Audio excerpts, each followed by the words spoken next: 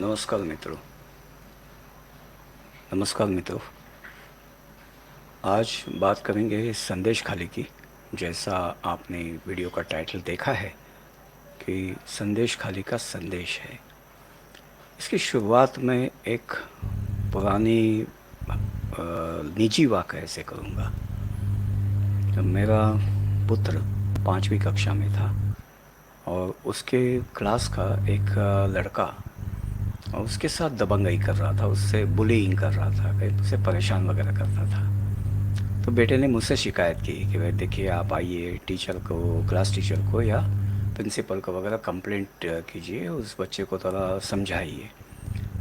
मैंने कहा नहीं, मैं ऐसा नहीं करूँगा, क्योंकि क्लास टीचर वगैरह कितनी तवज्जो देंगे मुझे पता नहीं है, प्रिंसिपल कितने तवज्जो देंगे पता नहीं है, और दी और उस बच्चे का कुछ नुकसान किया, उसको कुछ पनिशमेंट दी, तो फिर क्या है कि वो तुम्हें क्लास के बाहर या स्कूल के बाहर पकड़कर ज़्यादा परेशान करेगा। तो इससे मैं नहीं आने वाला। बेहतर यह है कि तू कुछ सीख ले ताकि वो तुझे परेशान करना छोड़ दे। और इसका इलाज एक ही है कि शक्ति दिखानी पड़ेगी। मतलब क्या है, मतलब ऐसा है, कुछ पंचिंग वगैरह जो है, ये कुछ चीज़ें होती है, मैं तुम्हें बता देता हूँ, सीख लेना। और वो अगर दोबारा तुम्हें परेशान करे तो उसे कह देना कि भाई मुझे परेशान मत कर, और कड़क से कह देना कि मैं, मुझे परेशान मत कर, मैं मानने वाला नहीं हूँ, मैं जब प्रतिकार कर सकता हूँ। अगर वो ज़्यादा चिढ़े और बोले कि मैं तुम्हें देख लूँगा क्लास के बाद, बोले ठीक है मैं मिलता हूँ, और उसे मिल ले, फिर उसका फ़ैसला कर लेना। और तब अगर उसके पेरेंट्स आ जाएंगे तेरी कंप्लेंट लेकर, तो मैं ज़रूर आ जाऊँगा तेरे साथ, ठीक है। लेकिन ये मसला तुझे ही निपटाना पड़ेगा। तो मुझे बताने में खुशी है कि मुझे जाना नहीं पड़ा, और आज वो लड़का मेरे बेटे का बहुत अच्छा दोस्त है, उसे गिफ्ट्स वगैरह भेजता है, दोनों मिलते हैं और अच्छे से समय व्यतीत व्यतीत करते हैं, बहुत अच्छे दोस्त बन गए वो उसके बाद। बात ये होती है कि अगर मेरा बेटा उससे मार ही खाता रहता तो शायद दोस्ती वगैरह कुछ होती नहीं, और उसके मन में ही, मतलब मेरे बेटे के मन में उस लड़के के मेरे बेटे के लिए उस लड़के के मन में तिरस्कार के सिवा दूसरा कुछ नहीं होता। तो एक तो मुझे यकीन विश्वास है कि आप इस छोटे से किस्से से मेरी बात का मंतव्य समझ गए होंगे। दूसरी बात यह है कि मुझे हमेशा ओवैसी का वो स्पीच याद आता है, जब मोदी हिमालय जाएंगे और योगी मठ में चले जाएंगे तो तुमको कौन बचाएगा। याद होगा आपको।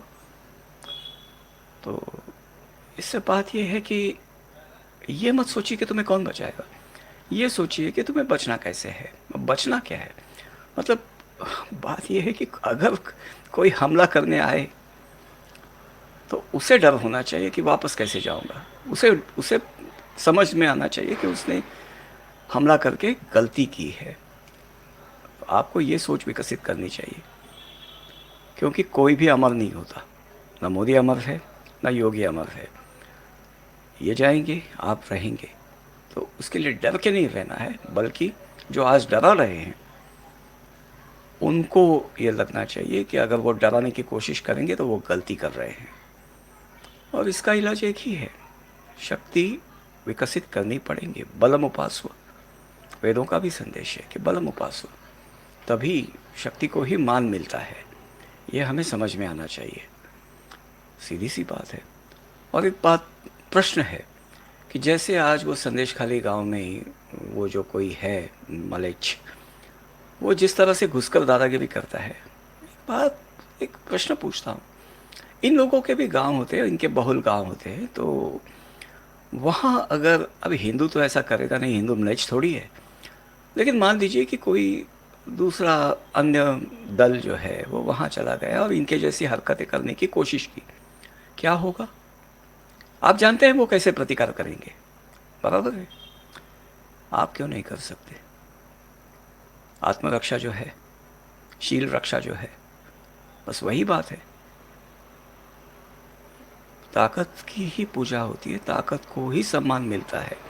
बाकी आप बैठे बैठे अगर ये करते रहेंगे कि मोदी को कोसो, अमित शाह को कोसो, इसको कोसो, उसको कोसो, संघ को कोसो, उससे कुछ नहीं होने वाला। ये टेम्पररी बचाव है। आपको अगर इज्जत चाहिए तो डिटरेंट विकसित करना होगा। अमेरिका में मैंने कुछ वीडियोस वगैरह देखे हैं, जहाँ भेड़े पालते हैं ना, तो भेड़िए तो आ ही जाते हैं। तो वहाँ जो बाड़ लगाई होती है, उस बाड़ के बाहर, बाड़ के खंभों पर कटीली बाड़ होती, काटेली आई मीन वायर की बाड़ होती है, कटीली वायर की। तो उस वायर के खंभों पर भेड़ियों को मार के टांगा जाता है। कहा जाता है कि यही सबसे बेहतरीन इलाज है। और ज़्यादा क्या कहना है। कानून भी अपने यहाँ कैसे है आप जानते ही हैं। तो बस जो दृष्टांत दिए हैं उससे जो समझना है तो समझ लो। बाकी कोई भी आदमी आपको ज़िंदगी में बचा नहीं सकता। इनफैक्ट आप एक बात समझ लीजिए, हमारा हमारे देवों में विश्वास कम करने की कहानी यही है कि हमको ये बताया गया कि देव तुम्हें बचाने नहीं आएंगे। बचाने को तो मृक्षों को उनका ईश्वर भी नहीं आता। वो ही लड़ते हैं, वो ही जानते हैं कि जो करना है उनको ही करना है। हमें भी वही जानना है कि जो करना है हमें ही करना है। शक्तिमान भक्तों के ईश्वर की ही प्रतिष्ठा बढ़ती है। भक्त अगर ब्रॉयलर जैसा हो, ब्रॉयलर मुर्गी जैसा हो, तो उसके ईश्वर की भी बेइज्जती होती है।